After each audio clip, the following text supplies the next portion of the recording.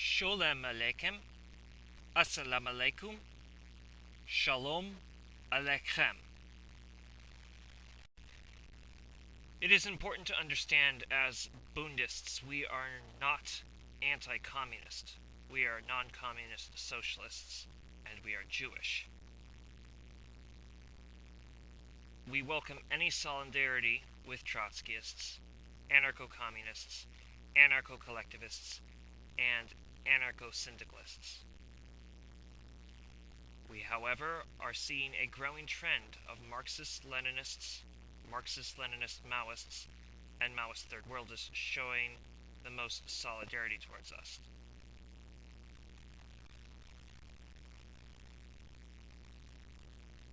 One of the manifestations we are seeing this is our guest here today, and we hope with this conversation we shall be taking this in the direction that this seems to be going. Sometimes there is confusion as to what is anti-Semitism. The first type of anti-Semitism is Judeophobia and Islamophobia. The second type of anti-Semitism is the belief in a Jewish race and or ethnicity which manifests as racism. For example, anti-Semitic racism is manifested against Ashkenazi Jewry as seen to be subhuman, or when Jewry of color are denied that they have Jewishness due to the racist fiction of racial ethnic Jewry. The third type is Jewish communist conspiracy theories and or other conspiracy theories concerning Jewry that harms both Jewish and non-Jewish alike. And then the fourth type is racism manifested against groups that are known on the geopolitical sphere to be predominantly Muslim or have a high Muslim population, often whether they are predominantly Muslim or not, such as hatred towards Middle East, that is the Western Orient, hatred towards Pakistan, which is not even the Middle East, Western Orient, hatred towards Bangladesh, hatred towards groups that are known to be having a high population of Muslims. This is another form of anti-Semitism. Anti-Semitism comes in different dimensions, and it is the hope of every member of the Bundist movement that Dr. Abraham Weisfeld will be giving all of this into consideration and the information that he has well studied. We could think of nobody better to bring this forward than Dr. Abraham Weisfeld.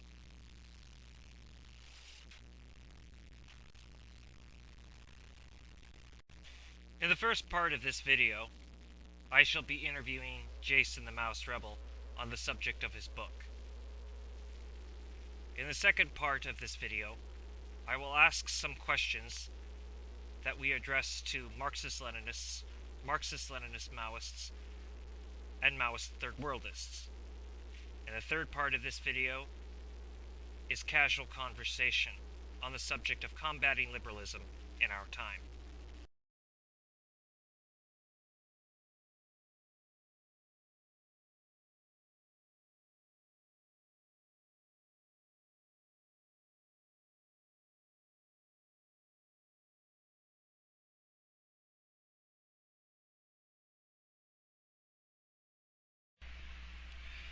So Jason Unruhe is here with us.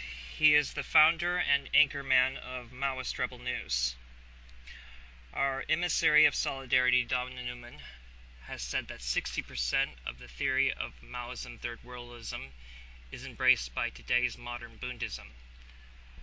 That although Bundists and Maoist-Third Worldists do not always arrive at the same conclusions, both identify the same apathetic diagnosis concerning the First World. We wish to welcome our guest. We would like to start this interview by providing him with a decent platform that he may be able to talk to us about his book, Maoism-Third Worldism, the Fourth Stage of Marxist Theory. Welcome, Jason Unruhe. Hi. Hi. I'm going to read a piece of Who Are Our Friends and Who Are Our Enemies, which is part of Chapter 2, Who is Really Revolutionary? What we see today is something that most Marxists don't want to acknowledge. The working class in the first world is not out for revolution. They do not want to overthrow the system and replace it with a new one. They don't want to use communism as a hammer. Instead of having a revolutionary aim of greater equality, they are only seeking more for themselves. When we look at the global distribution of wealth, we already see that the first world has too much. If we were to equitably distribute the world's wealth, which as Marxists we are supposed to, we can see that the first world would drop significantly at a 72 to 1 wealth gap between the two worlds. We can get an idea of how big it is going to be. Even if revolution was achieved in the first world, the value would still have to be distributed back to the third world, where it came from. We're not talking about reparations, we are talking about a reorientation of where the wealth that is generated by the third world is going. As utopian as first worldists see the working class, they are still going to reject the reversal of global value transfer. Any communist can claim they would be in support of it, but would the first world masses who have been promised more go along with it?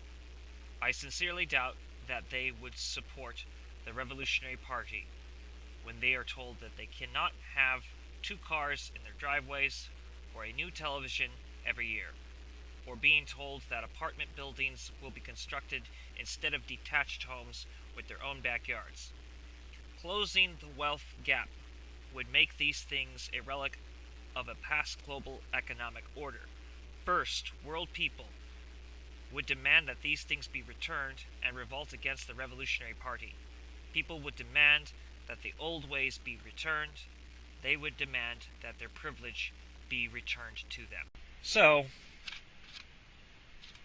what had you been thinking when you wrote this? Or what had you been thinking about? Or had you been thinking about this for some time, when you wrote it? What are your true thoughts? Well, I can't take credit for the creation of third worldism. That's something that existed, even before I was a third worldist. But there was a lot of work the LLCO did in understanding global inequality.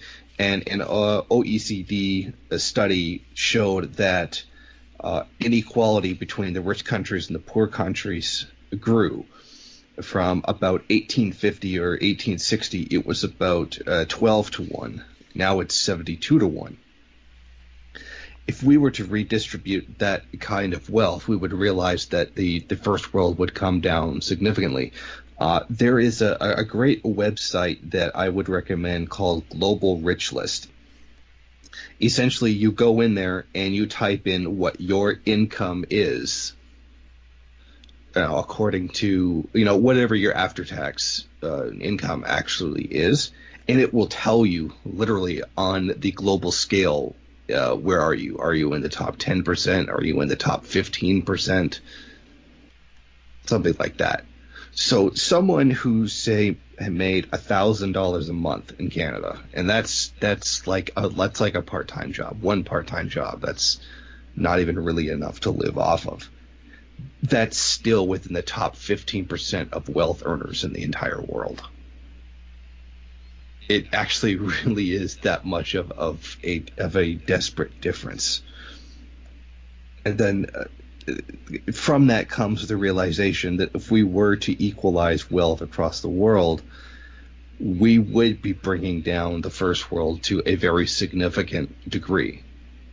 And if that's the goal, is egalitarianism is to be equal, that's what's going to need to be done. Now, if we've learned anything from history, is that when there's been a significant reduction in the wealth of one section of a population, it creates a hostility. The problem, I think, is that first worldists keep telling people in the first world that they're going to get more. We're going to give you, there was a statistic one time I got that if you took the entire world's wealth and you divided it among the world's population, it would be about $5,000 a year per person. Now, this, of course, is in dollar terms, not in the actual allocation of resources under a new system. but I think you get my meaning on that. Well, I do, and especially with the fear, particularly in the United States, of redistribution of wealth. You know, that could be this. It would be problematic in the minds of most Americans, particularly. I mean, well, rich Americans and middle class and better off working class, which is sadly most Americans. They don't even care about their own poor. Yeah, the points and the condemnation made we largely share, as has been said before. It's an issue, and it's the point should be to be fair, but unfortunately, you know,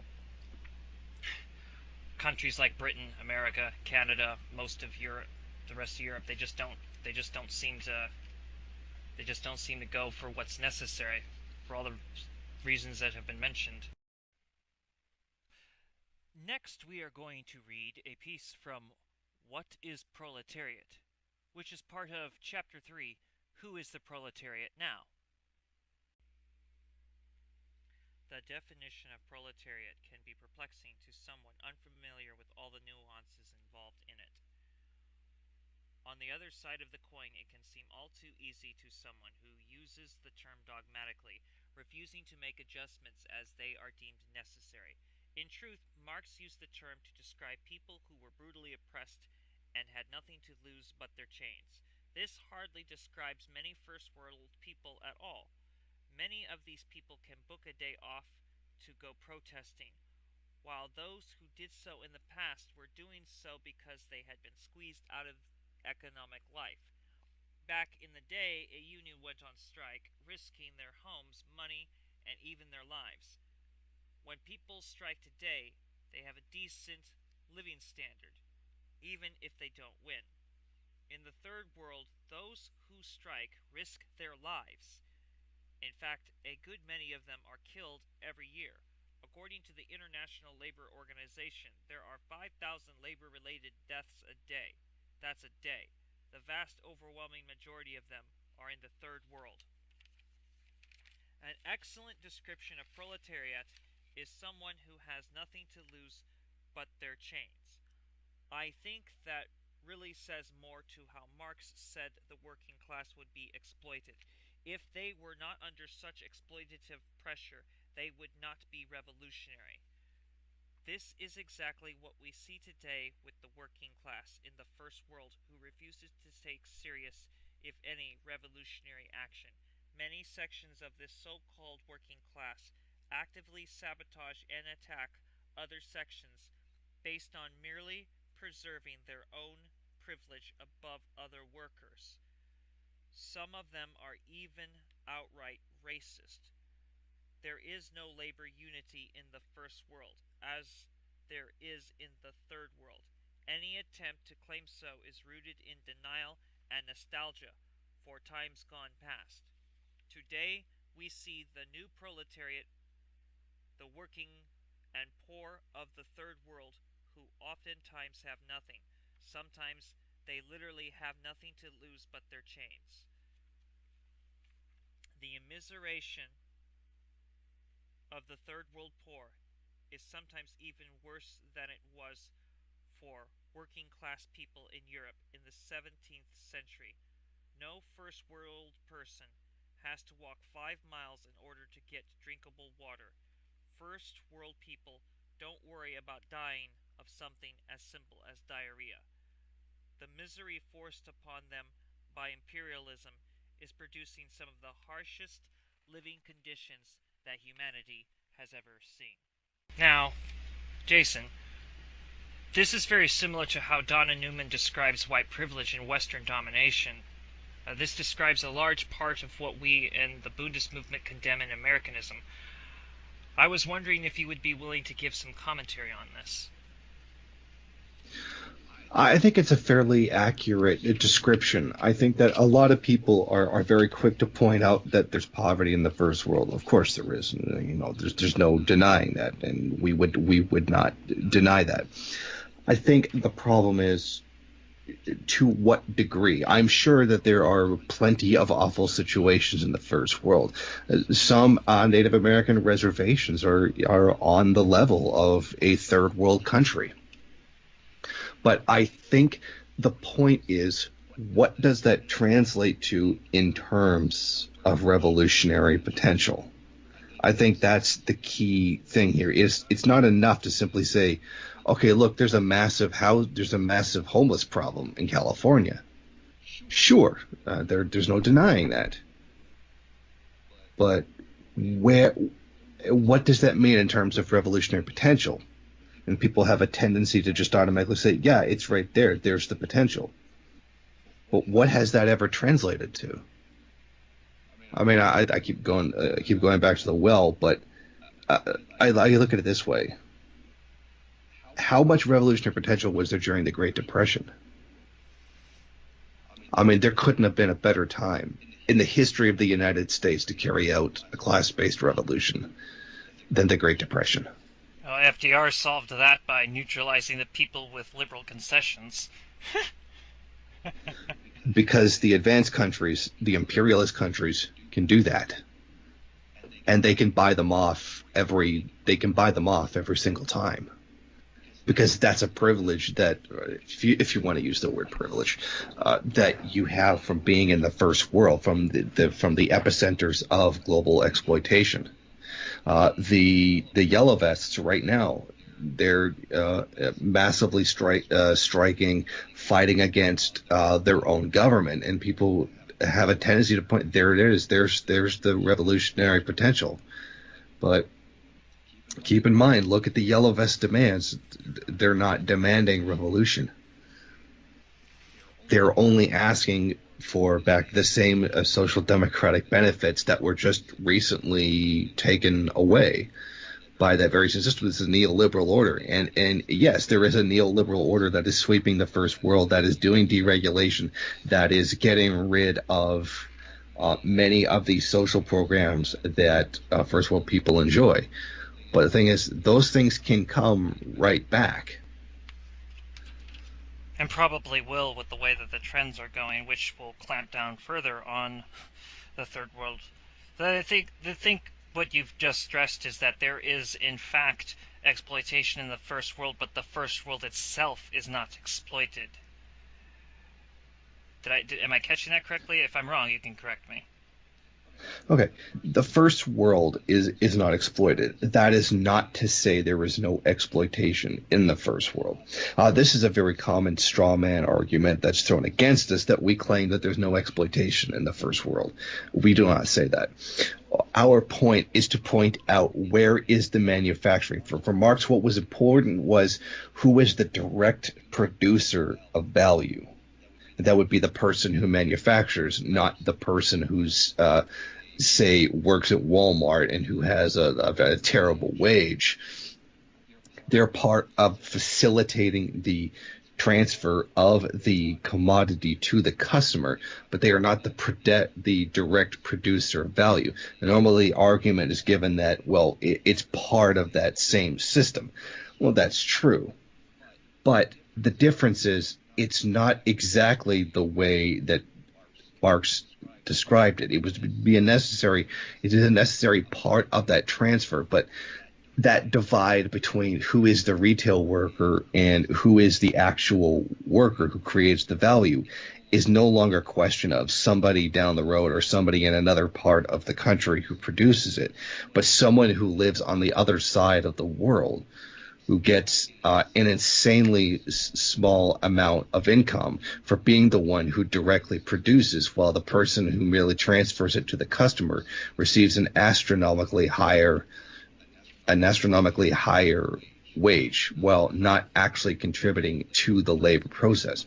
Now, of course, there's exploitation in the first world, because there is manufacturing in the first world. Now, many of the first world jobs are supplemented by value that is stolen from the third world. We can afford to pay workers more to make this product because we get our steel from an underdeveloped third world country. A good way of putting it would be looking at it as a mall economy. What is actually made at the mall? almost nothing. Everything is just sold there. It's coming in from somewhere else. You've got fast food workers. Fast food workers definitely are exploited in the real sense of the word. Their labor is what puts together what it is that people buy. However, when you look at the larger context of the entire mall, the food court is essentially the only place where that really is the case. For the rest, it's just people transferring a product from the capitalist to the customer, and not actually the direct producer of value. That's very good. That's very insightful, too. Thank you. And next we are going to a piece from First Worldism is Anti-Science, which is part of Chapter 5, Theories of Imperialism. The very essence of First Worldism is to dogmatically hold on to the words of the heads of Marxism in opposition to an evolution in the science of revolution. They dogmatically hold on to dialectics as though it were a science when it is not. There is a reason why revolution is not happening. This is why science has been shoved aside for the sake of hero worship.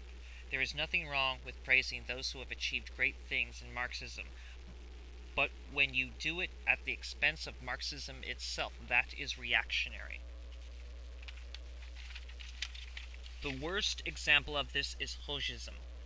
Albanian leader Enver Hoxha was opposed to the revolutionary contributions by Mao that showed that perhaps the advanced industrialized nations were not the most revolutionary group. Marx himself had claimed this, but this is not what happened. Russia, the most backward of European countries, and China, a very feudal society, were the ones to carry out revolution. Once the Soviet Union turned revisionist, Hoxha created the most dogmatic and anti-scientific way of thinking. Essentially, his line came down to, whatever Stalin did was right, whatever Stalin said was right. As Mao became the ideological leader of revolution in the 60s and 70s, Hoxha vehemently opposed him and other leaders. Many of those he opposed were Euro-communists, but he also opposed genuine, real revolutionaries. Mao's ideas allowed other countries that would, by Marxist-Leninist theory, not be revolutionary to engage in struggle. Struggles broke out all over Latin America, Africa, and Asia. Hoxha dedicated a great deal of time making strawman arguments and spreading falsehoods against any Marxist or revolution of color. The world had changed since Stalin and Lenin's time, but he absolutely refused to believe it and dogmatically held those views to a dishonest level. He did this to the point of sabotaging his own country by ruining foreign relations. We do not live in Marx's, Lenin's, or Mao's time. We live in a new one that requires a new theory. To refuse to acknowledge this is anti-science and anti-Marxist. Now this is very profound. Do you see a strong lack of anti-dogmatism in Marxist circles today, Jason? Absolutely. I think that the main problem is, if you look at it, I consider there to be two levels. There's the more academic approach, and then there's the more mainstream approach. The mainstream approach is mainly memes and Stalin worship. That's the Facebook arguments, the social media kind of nonsense that we're inundated with constantly.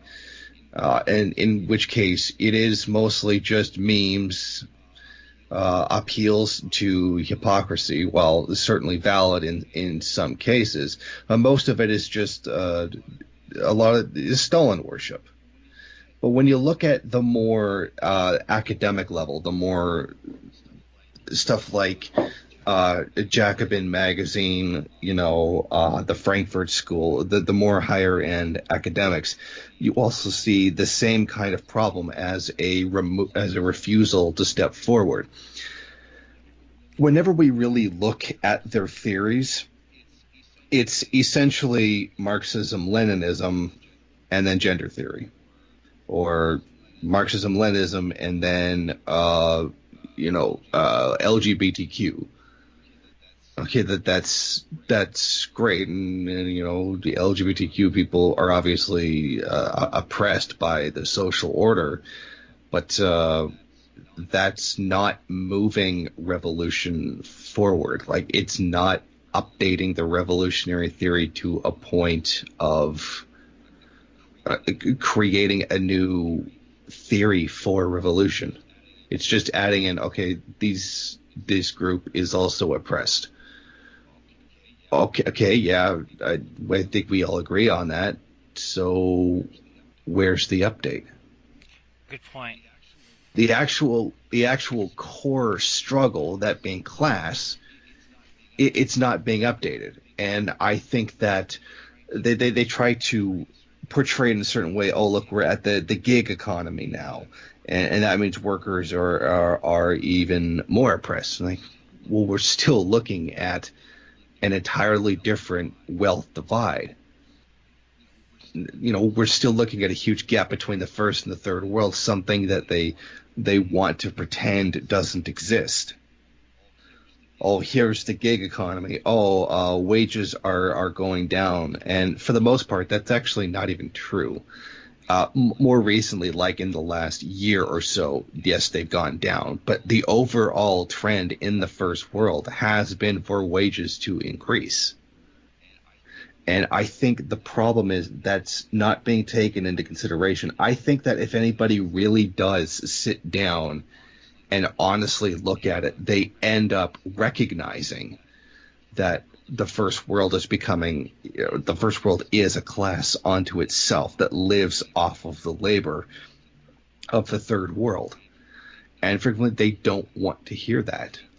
They don't want to hear how they're privileged in some way. Although go incessantly on about straight privilege, incessantly go on about white privilege, which which for the most part are perfectly real.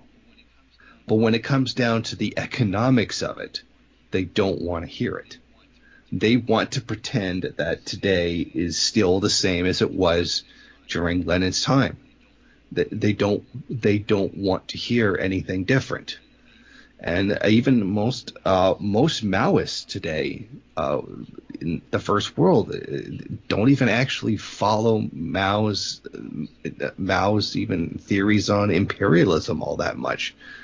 They focus primarily on themselves. They go, okay, Mao said imperialism is the primary contradiction, which third worldists would absolutely agree is still perfectly valid. But then they turn around and look at other oppressions. Well, I thought you just said imperialism was the primary contradiction. But then they end up going essentially ignoring imperialism for something that is something that oppresses them, rather than scientifically understanding that imperialism is the primary contradiction. So they're kind of contradicting themselves by saying this. And it's very interesting. It shows that the anti-scientific way, where they're not even living up to the level it is that they claim to be, much less providing something even new. If you get my No, meaning. no, I do. In fact, as far as Marxist, Leninist, Maoist revolutionary potential is, like, one of the highest places that would be India, which is heavily, way more oppressed than anything we see out here. And there is oppression and exploitation out here, as you've also stated, but not at the terrifying level of India. I mean, like, you already know about India. I know you do. So, but this, no, I, I can't rebuttal what you just said because it's true. This is a piece from Resistance and Revolution, which is taken from Chapter 6, The Theory of Maoism-Third Worldism. One of the most common objections to Third Worldism is the false belief that we advocate doing nothing. People have the perception that we believe that the path to revolution is just standing around waiting for revolution to happen elsewhere. This do-nothingism is far from what we advocate. First worldists often use this as a straw man argument against us. In our view, we see the struggle for revolution in the first world as being a waste of resources and energy that could be more productively used elsewhere.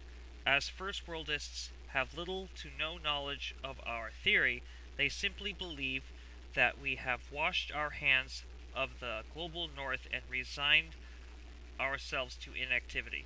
This is quite far from the truth. We advocate no such thing. While the first world is devoid of any significant revolutionary potential, that does not mean it is devoid of revolutionary people.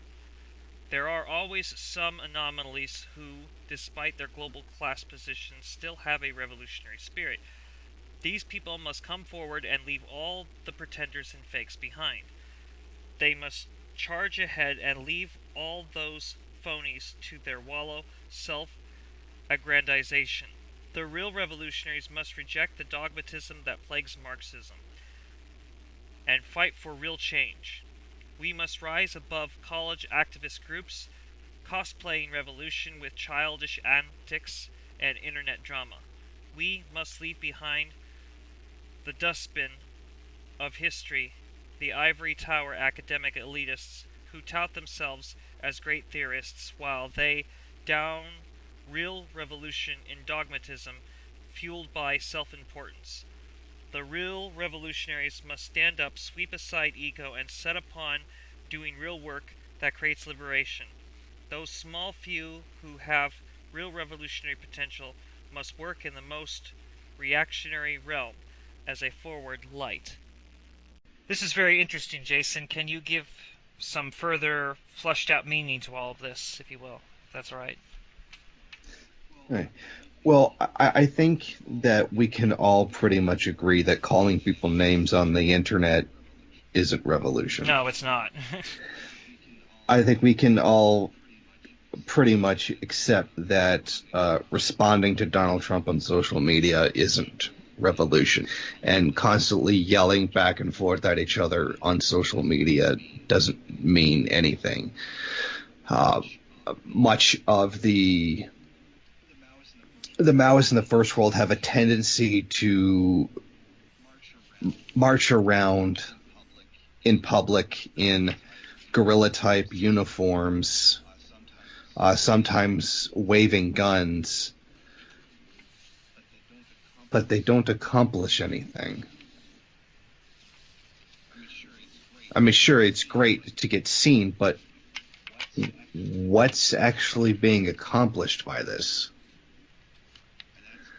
And that's on the lower level. On the more academic level, it's people trying to come up with as much of a complicated theory as possible in order to look like this great theorist. The postmodernist crowd is particularly bad for this. They create these entire word salads to make this very long, convoluted essays with something that could have probably been said in 3 paragraphs.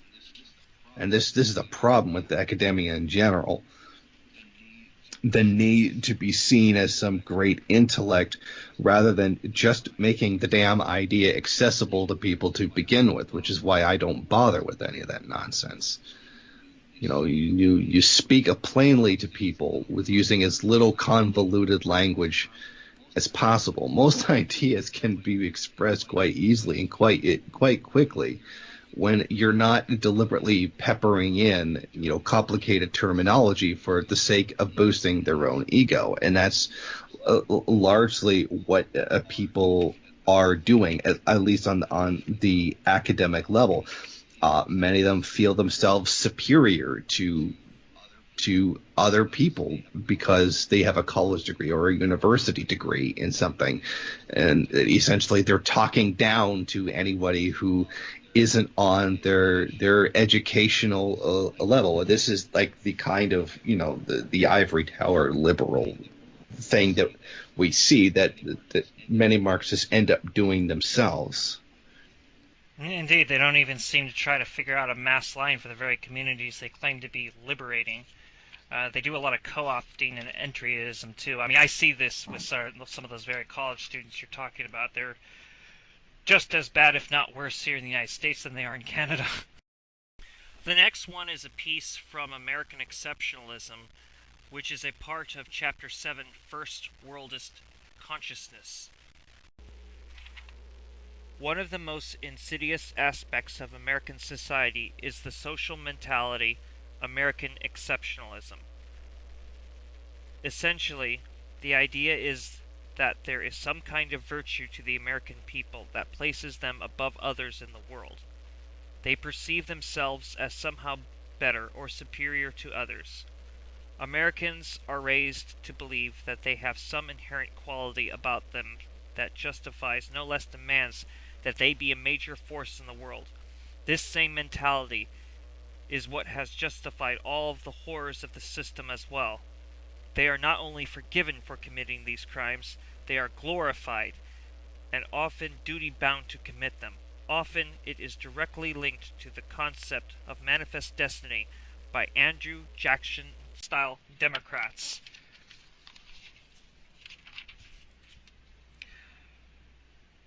So,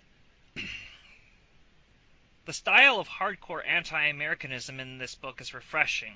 I'd like to say that. Do you also find that American exceptionalism is interwoven with the toxicity of American ultranationalism in relation to imperialism? I would definitely say so. I would say that there's a very big difference between nationalism of the oppressed countries and the nationalism of the oppressor countries.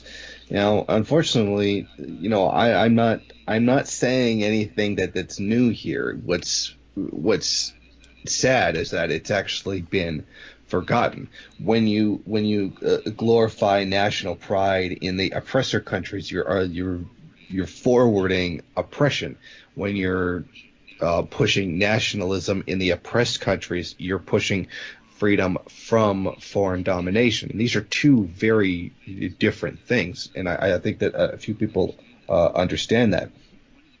One of the problems that we saw is the situation in Syria where a lot of the first world Maoists said, "Oh, we're not going to side with Assad, and we're not going to side with the United States.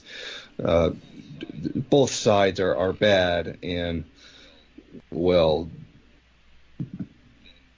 then don't really have anything actually to say beyond that." When, well, you're supposed to be understanding that imperialism is the primary contradiction here. I mean, if you're Maoist, that's kind of the point. You don't have to like Assad. You just have to support his country not being bombed into the ground and having hundreds of thousands of people killed in a war. Apparently, that's a concept that's too hard for them to understand. The thing is that they perceive themselves as superior in some way. Like they here's another way of putting it. They're constantly putting down a lot of revolutions for being too violent. Oh, well, this one does this, and it doesn't have, our line on this particular issue. Therefore, they don't know what they're talking about. For example, a third world country where people, don't even have enough clean water to drink, and they go, well, what's their idea? What's their line on gender? And many of them, but it don't have one. It really doesn't matter much to them when you don't have anything to eat. I mean, it's hard for them to understand that maybe these more highfalutin ideas don't really mean much to someone who's starving. A person who's hungry, they don't want a book on philosophy. They need food. I think the problem is that they don't really understand the actual divide between the first and the third world. There's a real immediate material class need that has to be addressed first before they could start going into more abstract things. Like, you know what I mean? You can't build equality in a system of inequality. You can't pound the gavel and demand the equality between groups in a system that's not only not designed to do so, but it just can't happen. You're not going to get equality between any groups inside of capitalism. And I think they don't understand that. And they don't understand why third world countries, or particularly third world revolutions, would focus more on class, because there's much more of a class need to struggle in those countries than there is the first world. There's a reason why a lot of the so-called first world revolutionaries focus on these things that aren't so much related to class, but something that would happen as a result of it, is because their immediate needs are taken care of. They do have a place to live. They do have an income. Many of them have welfare programs, so that kind of immediate need is satisfied. Let me put it another way. Sure. After the revolution in China, the government mass produced winter coats, in particular for people in the northeast of China where it's very cold. They mass produced blue and green coats, or blue and gray. I forget the exact colors. And people in the first world were like, "Oh God, look at them, all blue and gray. They all look like little blue and gray ants." And it's so much easier to control people when they all look the same kind of mentality. When this was divorced from the actual material conditions, people didn't have coats. And frequently, coming out of the semi-feudal era, people only owned one outfit. That's all they had. The point was to produce as many coats as quickly as possible to provide for that need for warm clothing. Putting fabrics through a whole bunch of dye processes, coming up with a whole bunch of colorful, different style fabrics, that was not a priority. Get the immediate need done, and then you can work on. Making those kinds of improvements. For example, once that was done, the first thing they did was create better clothing for children, things with bright, beautiful colors, things with a very vibrant looks to them. But they gave them to the children first because they were the future. But you can't criticize them for trying to fill the immediate need first, and then once that's been taken care of, then they can move on to creating different kinds of clothes that you can buy for that kind of consumer kind of fetishism, where I have to have as much variety as possible, or else basically the rightist argument: if I don't have a bunch of market choice, then I don't have any. I mean, what was the condition of China? You didn't have any choice. There was no coat at all for you to get. And so they came in immediately and produced as many coats as quickly as possible. And because that immediate need is already satisfied in the first world, they're able to think about all these other things, these secondary oppressions. And yes, they are secondary compared to class. They are able to focus on these things because the immediate one is already taken care of. All right then. Yeah. I don't think that people are thinking about a lot of these things personally when I look at it, especially because I have talked to people in the more third world conditions, and they kind of look at you funny when you bring up what people consider real issues out here. And then there's like a lot of bigotry I've noticed. Like I knew one person that, for instance, said, "I don't want to support Hamas because they're homophobic." And my reply was like, well, you don't know that exactly for sure, except that I suppose maybe that's true given, some things I've heard. But the fact is Gaza is the biggest open-air prison in the world, man. I mean, that's your concern is, it's amazing. Yeah, they're more concerned about being alive. In fact, not to mention the people voted for Hamas because they knew Hamas would take a more hardline stance against the apartheid, the so-called State of Israel. The next one is social alienation. I will now read a piece from Social Alienation, which is a part of Chapter 8, Identity Politics, The Death of Marxism.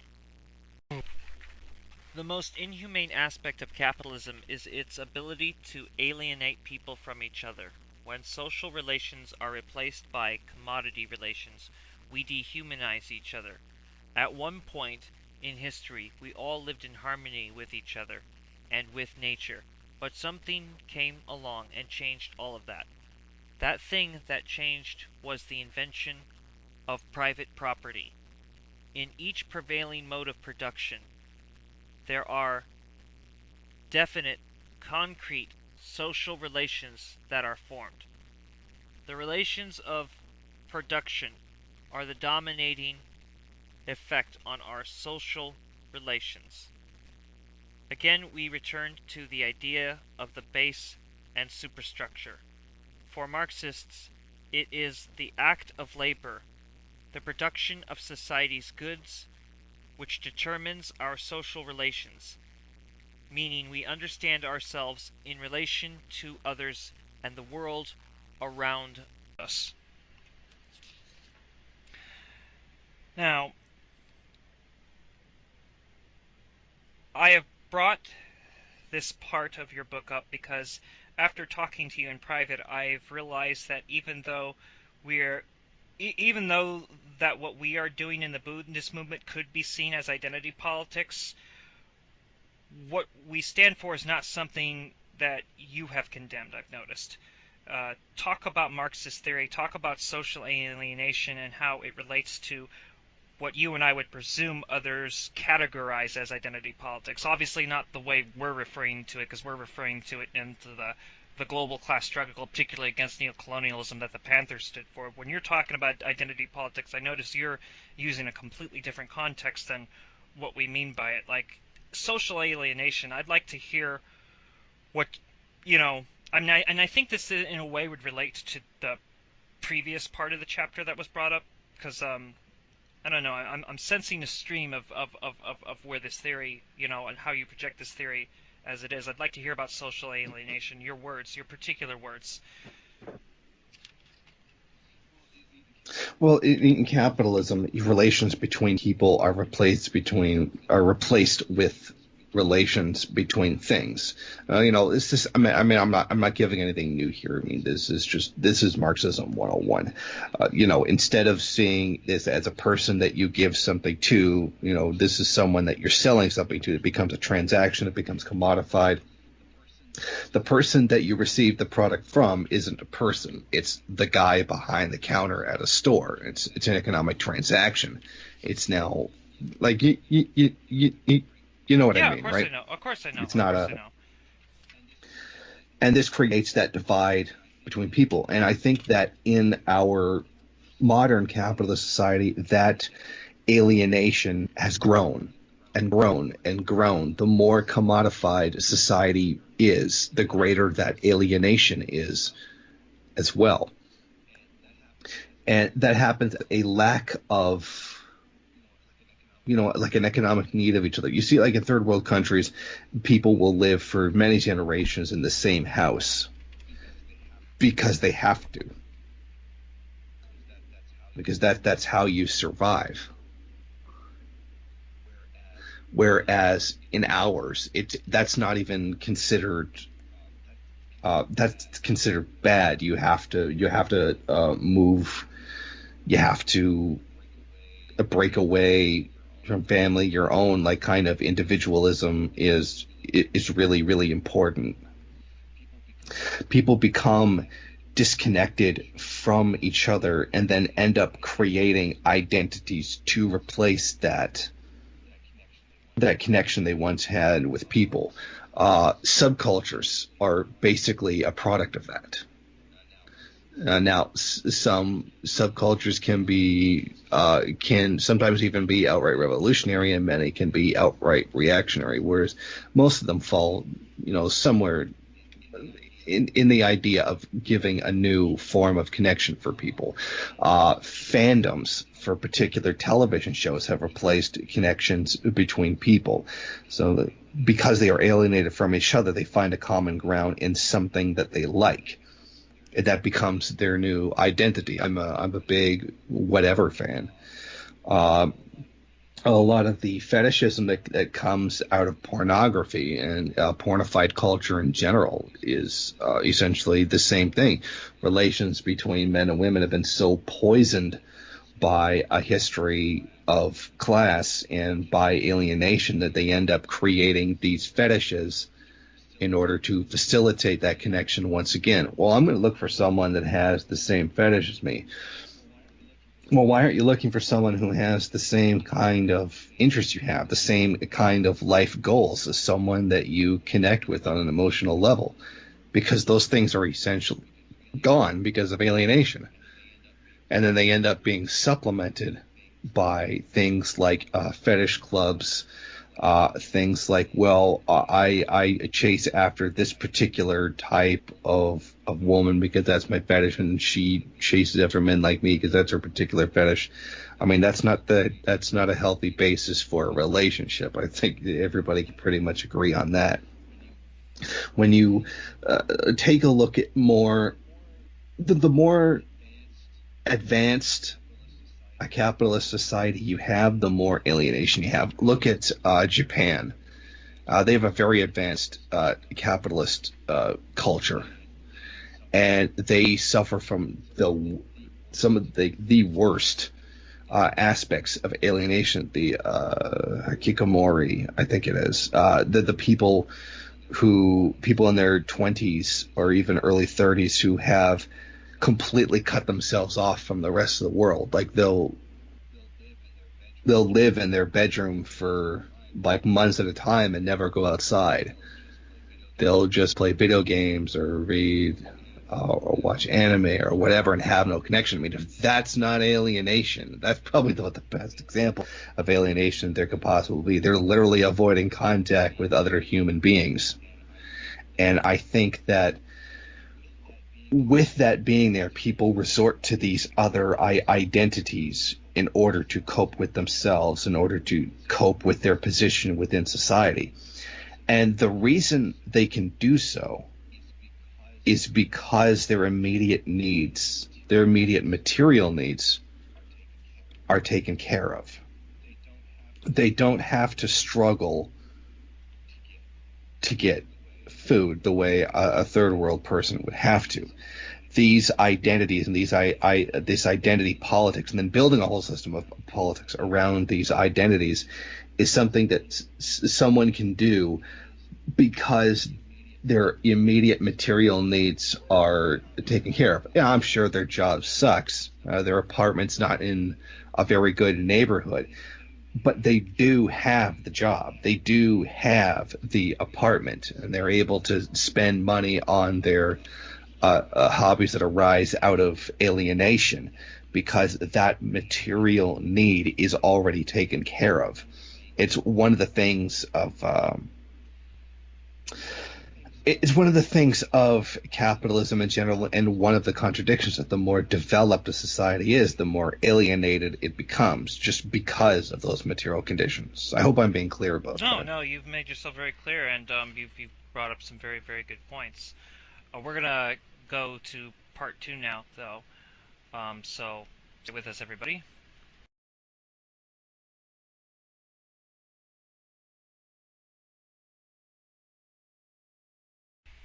Alright, so Jason, we have a series of questions that we would like to present to Marxist-Leninists, Maoists, and Maoist-Third Worldists. We'd like to know, can Marxist-Leninists, Marxist-Leninist Maoists, and Maoist-Third Worldists recognize the Jewish people as a national minority? Well, I can't speak for all of the groups. I can say for myself that I don't particularly have a problem with it. I don't see why it would be an issue. Fair enough. Are the Jewish considered to be subject to racism in the form of anti-Semitism? Well, I mean, it's pretty hard to deny that anti-Semitism exists. I mean, that's fairly obvious from anybody who's spent even 30 seconds on the internet. You know, that's that's pretty obvious. So, yeah, I would say sure. Of course, there's a such thing as anti-Semitism. All right. Is there a possible alliance of the Jewish people in a united front of oppressed nationalities apart from an alliance with some Jewish people? Well, definitely, we can all work together as long as we're got one particular goal in mind. As long as we're working towards the same ends, I don't see any reason why we can't work together. It makes perfect sense to me. I mean, communism really is one of those things where, to borrow a phrase from a person whose name escapes me right now, we're either all going to get there, or frankly, none of us are. Right on. Are national oppression and class oppression related, and how? Well, I would definitely say so that they are definitely oppressed. I'm definitely of the opinion that most racism actually stems from the economic system itself. Generally, people like to believe that imperialism is a product of racism, whereas I would say no. Racism is a product of imperialism of the class and other class oppressions. Basically, largely racism didn't exist in most of the far, far back history. A lot of race-based slavery came about as of a need to identify who was a slave, and they would pick particular groups. That's just to say it really quick, not to really drag everything out. Most of the racism that we see across the world is out of a desire to form a particular worldview. The racism then ends up justifying it. For example, Palestinians being seen as particularly inferior to Zionists is essentially a product of the justification for Zionism itself. You get what I'm trying to say? Oh yeah, yeah. In fact, this correlates perfectly with what Fred Hampton said about racism being a byproduct of capitalism, and imperialism is a much higher stage of capitalism too. So it makes perfect sense. The next question would be, how is Zionism to be considered in class and revolutionary terms? Well, I mean, Zionism is straight up reactionary. I mean, there's absolutely no doubt about that whatsoever. I mean, anything that deliberately promotes racism cannot be considered revolutionary in any way, shape, or form. Anything that builds an apartheid state cannot be considered revolutionary in any shape or form. I think that much is fairly obvious, and Zionism can't lead to the end of all oppressions. And I think that's the main point that people need to understand. If we're going to get to an egalitarian world, an ideology which believes that one group of people are inherently superior to another can certainly not be considered the ally of egalitarianism. Indeed. And I suppose, in a way, this answers number six is Zionism racism, which was the next Yeah. one. Yeah, yeah. All right. Is the state of Israel Jewish or Zionist? Oh, it's obviously Zionist. You know what? I don't even think they even deny it at this point. Yeah, well, I mean, they beat up the rabbis relentlessly, and yeah.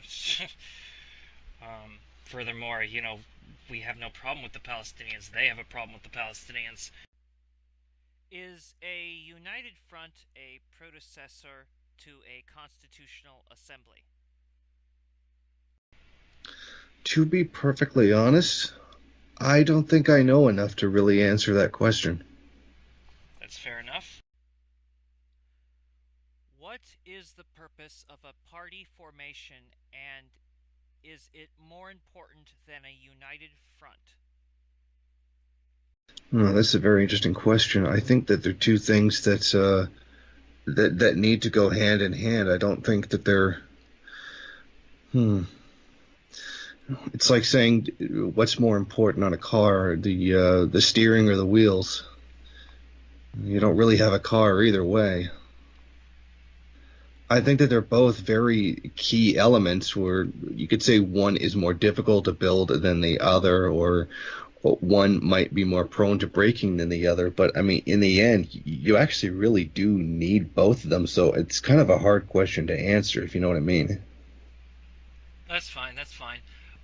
Giving the light of it, from the way that this is written, I think that you've answered our questions to the best of your ability, and I find them satisfactory. I'm sure Donna will. Um, I think Dr. Abram Weisfeld will appreciate you answering these questions. And we will now go to part 3. We are here on the conclusion to this presentation, and the subject is from Mao Zedong's Combat Liberalism. Jason Unruhe, Combat Liberalism. What's this about? I think that it's probably one of the most important works that we can possibly read today, because there is a massive liberalism problem. I would say that social media in general is pure liberalism. I can't think, other than when social media is used to organize rallies and protests, outside of that, social media is incredibly toxic. There is so much name calling, insults, and one-liners in social media that what good is any of that? What does any of that accomplish? Does that forward ideas in any way, shape, or form? I mean, we could even look into this in the form of call-out culture. Exactly what is actually achieved by any of this? Nothing. You would get, 10 times more out of a blog post than you would out of a post on Tumblr or Twitter or even Facebook. And I'm going to say something that's unpopular. To be perfectly honest, I hate memes. I think memes are one of the most degenerate forms of communication possible. And I don't think Marxists should engage in them at all. Memes have never made a point. They have never adequately expressed an idea. And basically, they're mostly just insults. And there's nothing accomplished from that. There is no debate with memes. There's just yelling back and forth, at best. This is liberalism. As in, it doesn't forward an understanding of anything. If anything, it's just petty drama. And that's one of the biggest goddamn problems that we have. I'm trying to look up the exact quote. To indulge in personal attacks, pit quarrels, invite personal spite, or seek revenge instead of entering an argument and struggle with incorrect views for the sake of progress or unity to get work done properly. This is a fifth type. This is the vast majority of first worldism. And I don't think any honest person can honestly say that it isn't. This is literally social media in general.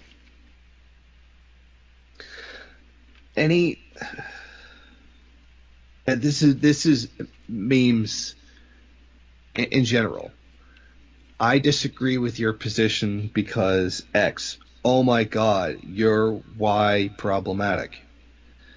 This isn't discussing ideas. This isn't struggling over who's got the correct line. And that's literally what people do. They don't discuss ideas at all. They just yell something at something X phobic or something X reactionary at something, at a statement that they disagree with. There's no actual, like, real work done on what to figure out what is the correct line. And I know everybody has seen that. There is no way you could be a Marxist and have a connection to the internet and not see this. Boone just see it too. Ridiculous. Often there are memes, not even from Marxists, but memes just from like fascists or pseudo-fascists saying Stalin killed more people than Hitler. Although I know for a fact that that's just not freaking true. That they're often. It's almost like a. I don't know. It's like pissing contests. I understand what you're saying about memes. The sixth type, to hear incorrect views without rebuttaling them, and even to hear counter-revolutionary remarks without reporting them, but instead to take them calmly as if nothing happened. Your thoughts? Number 6 happens because number 5 is so prevalent. Mm-hmm.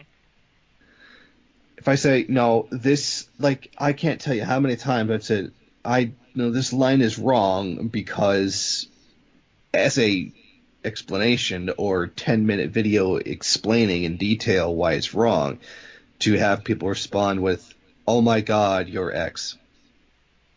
Or, oh my God, you're Y. No, I'm putting forward an explanation. If my explanation or the theoretical thing I'm laying down is incorrect, then please show me how it is wrong.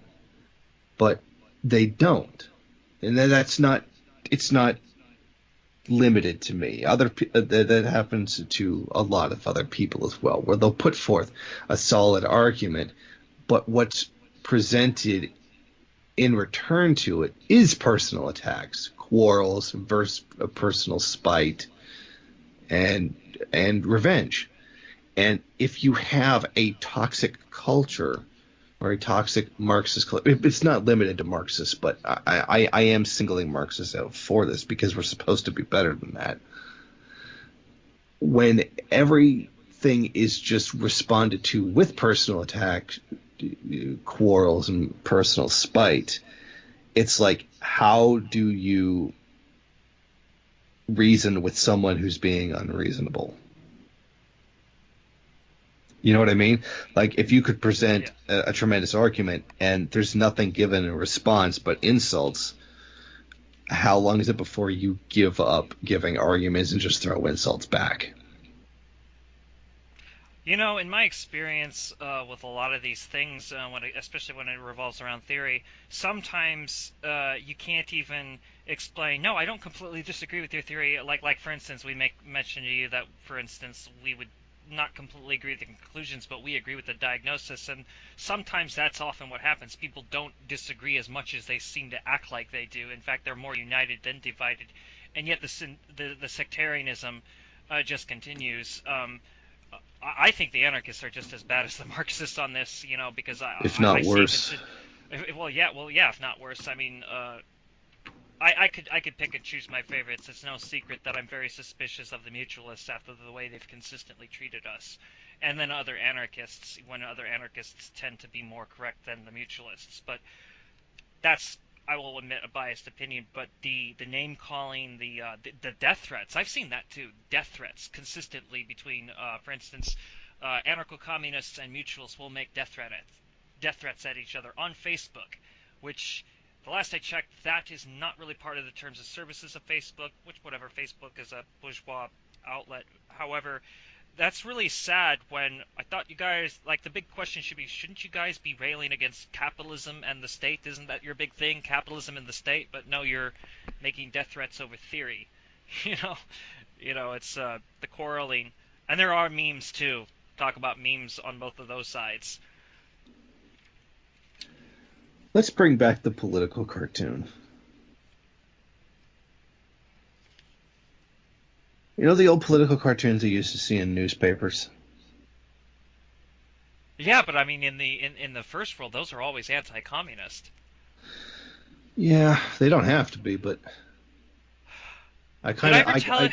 I kind of miss the old, political cartoons that have been supplanted by memes. You know what, man? There's a project that's up in the air that I wanted to do with Marxists. It's called the Brown Scare. So, did you ever hear that thing that goes, if a person does dissension against the United States of America, he might be a communist. I'm thinking about he might be a fascist. I'm thinking of starting a Brown Scare. You know, I think it would be useful. Brown Scare. I mean, look, you're a Maoist third worldist. I'm a Bundist. There's other Bundists here. You have made clear you're not the only Maoist third worldist. We're both socialists. We both believe in world revolution. We both believe in class struggle. Let's start a Brown Scare.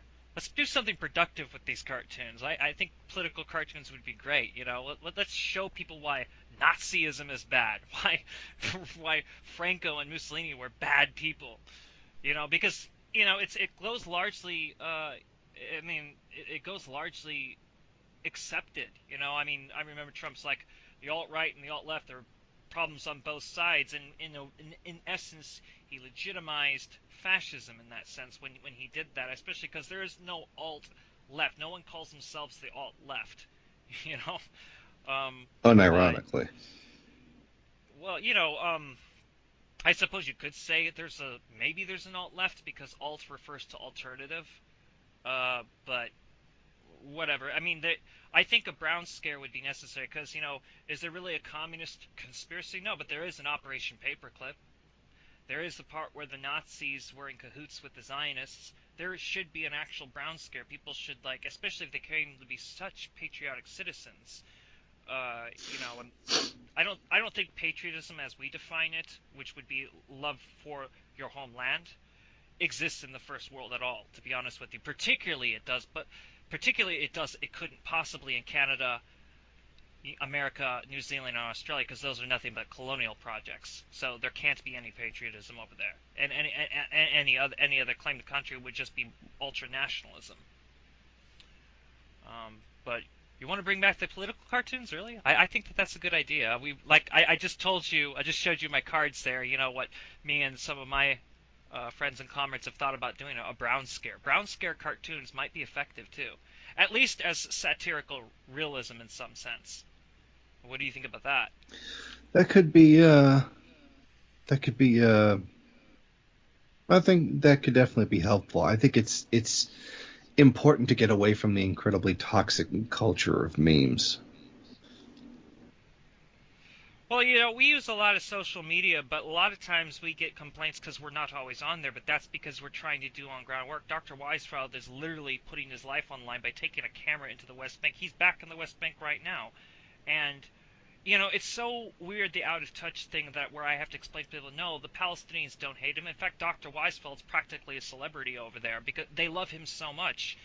And I saw Dunya is a French journalist who was in the West Bank. I don't know if she's there right now, but she was filming, and these Palestinians knew that they were being filmed in a way where they'd be seen by people who could speak English. And this one Palestinian comes up, and I think the problem with this Palestinian is not a problem with the Palestinian himself, but what he was saying is I think he was conflating, not because he was conflating Zionism with Judaism or Jewishness, but he was thinking as if he was talking to a Jewish person. He says, "We've lived with you for hundreds of years," as if he was talking to somebody Jewish. Because if you were talking to a Jewish mind, that you'd get a good response, but he wasn't getting that response. He was just getting a Zionist who continued, and he's like, I think he said, "Why are you bulldozing my mother's house?"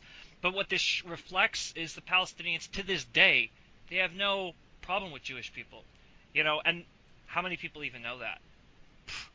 There are a lot of people that do know that now, but not at the level where it's effective enough to push back against it. I mean, BDS has been good pushback, but it can always be taken away. And it reminds me of what Stokely Carmichael said about boycotts being a passive act. And I don't advocate for violence. I know that Dr. Weisfeld doesn't. I know Donna Newman doesn't. I know that our council members don't. But we do advocate for self-defense, and I think that it's great that the anti-BDS bill was thrown out. You did an excellent report on that, by the way. But For how long will it be thrown out until they come up with some really creative excuse? Because there was SOPA that didn't pass, but then there was CISPA that I don't remember where it was passed and was halted, or if it eventually passed anyway, but that came through. Then net neutrality was taken away, and so all of these nonviolent forms of measure and social media, they have their limitations because they're not. You can't. You've said this, and this is classic. I don't mean classical Marxist. I mean, well, this is ideally Marxist. The old society must be overthrown by the new. And I think one of the things we've come to realize is whether we call it coexistence, cooperation, or communism, it's neither of those are going to ever be achieved without world socialist victory. And world socialist victory can't be achieved by sitting on your butt. At least, for instance, I take it, and you can correct me on this, I take it your form of resistance is through journalism. I take it. Yeah, well, if I were to pick up a gun and start shooting people in the first world, I think we know what would happen. Yeah, obviously.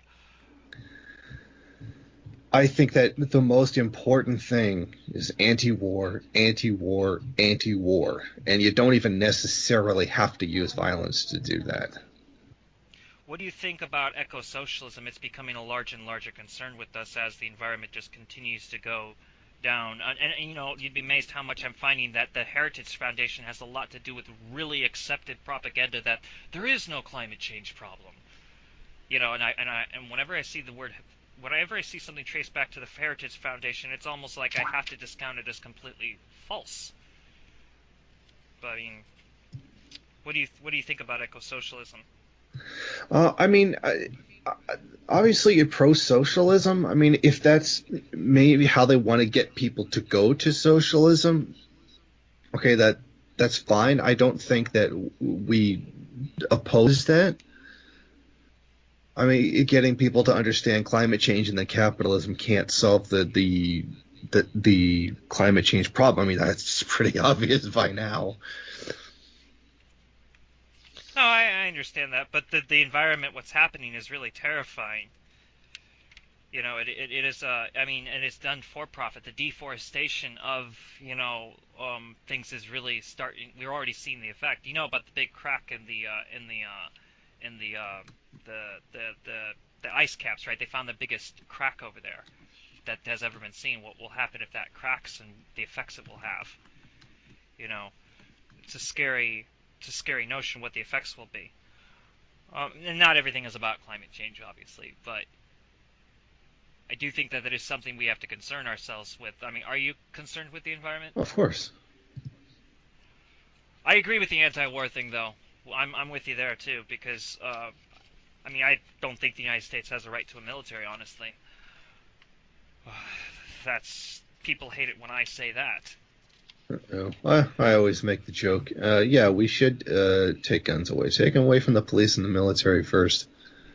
Well, that's in the United States. That's the whole point of the Second Amendment: is your right to shoot a police officer for being a hostile person. And it's becoming terrifying to say that openly because people look at you weird. Because now blue lives matter, apparently, even though they're not even workers; they're state agents. They're bourgeois state agents with thuggery mentality. I appreciate you talking to us. Do you have any last thoughts to give on combat liberalism? No, just do it. Combat liberalism. That's the main problem. Do you think that as long as one is socialist and sincere and has a revolutionary goal in mind, do you think that this only applies to communists or just socialists in general who are serious? I think it's socialist in general. Well, that's cool. I always thought that Mao Zedong was rather sincere when he wrote stuff like this. And, they say that there's 11 types that they bring out here, but they say that they could get through more.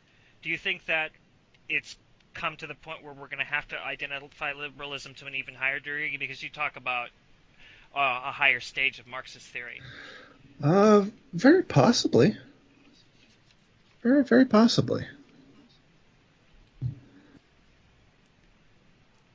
I wonder if that will ever be the case where Jason Under's take on combat liberalism, you know, maybe you need to talk to some other, authors about that if you don't feel like you could do it yourself. But I'd still look at it if you wrote it. Thank you for coming on here. I really appreciate it. Um, we hope to have you on again eventually soon. Okay, thank you. It was enjoyable. All right then. All power to the people.